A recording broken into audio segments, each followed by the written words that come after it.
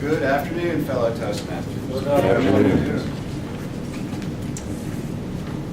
I'm distracted by the first place ribbons. Welcome to my icebreaker speech.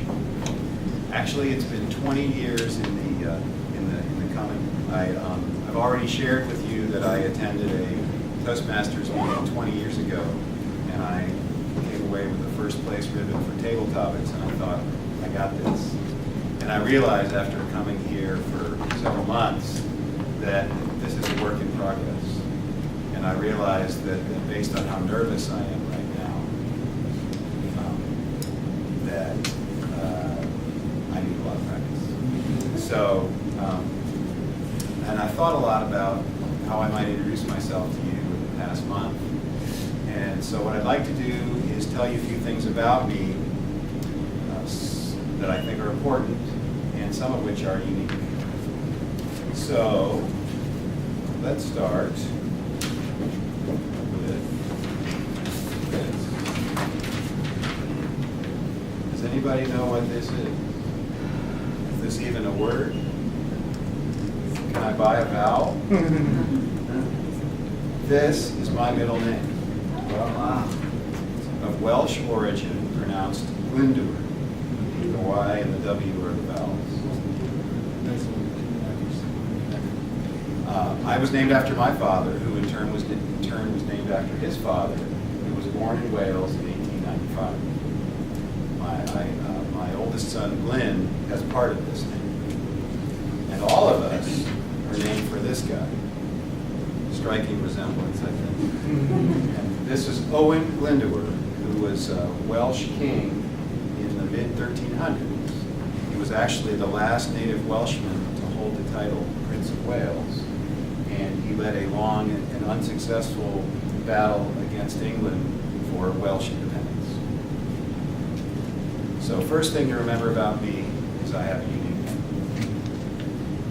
While my name harkens back to a strong ruler and a rebel, I haven't been particularly rebellious in my life. But I have been open to wandering off the beaten path and open to accepting changing opportunities, and I have been able to forge out a unique career. I am an addiction medicine physician, and I've been practicing addiction medicine for nearly 25 years. Addiction medicine is the field that deals with medical issues related to addictive diseases. I prescribe medications to help people safely detoxify from drugs. I consult on patients that abuse their pain medications, which is a near epidemic these days. And I know a lot about urine drug testing. Originally, I went to medical school with a plan to become a psychiatrist. I was fascinated by talk therapy, how my words might help people to feel better. I was also interested in the group process. But when I got to medical school, I was disillusioned by the intense focus on medications in psychiatry. And so ultimately, I was trained in adult primary care and actually practiced adult primary care briefly for a short period of time. But an opportunity to learn addiction medicine came up for me, and I jumped at the chance. Addiction medicine was a new field that involved using a number of psychological counseling techniques and the group process, as well as other aspects of medicine and psychiatry. And it wasn't long before I was hooked. And I haven't looked back in the last 25 years.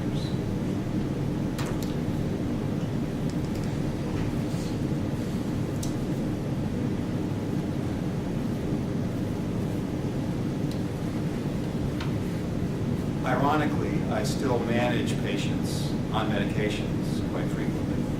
But the other aspects of what I do with my patients, including psychological counseling, motivational interviewing, and mindfulness, make my job very interesting and worthwhile. Second thing to remember about me, I have a unique medical career. People who know me well know that I am compulsive about exercise, and most commonly running. It's not uncommon for me to run every day of the week. If I don't exercise in a day, I get irritable and I feel like I'm lazy.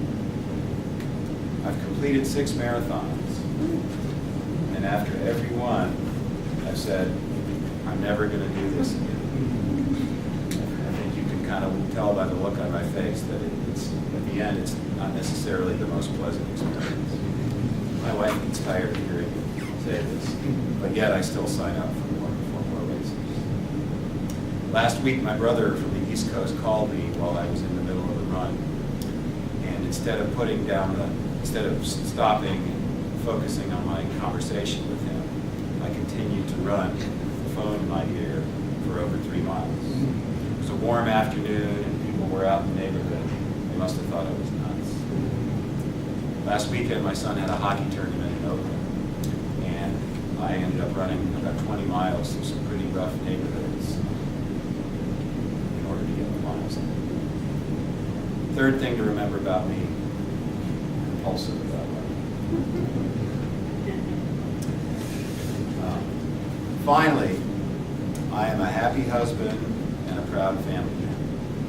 I have 4 kids, and they're all very different in personality and appearance. I have 2 boys and 2 girls. My oldest child graduated from college last year, and my youngest child's in 5th grade. I have been a PTA president, a basketball and a soccer coach, beginning driving instructor, overnight field trip volunteer, which is highly recommended. And I've been a tearful, anxious, nervous parent outside of an operating room when a seriously injured child was having over 5 hours of surgery. There really isn't a sport that I haven't played with my kids.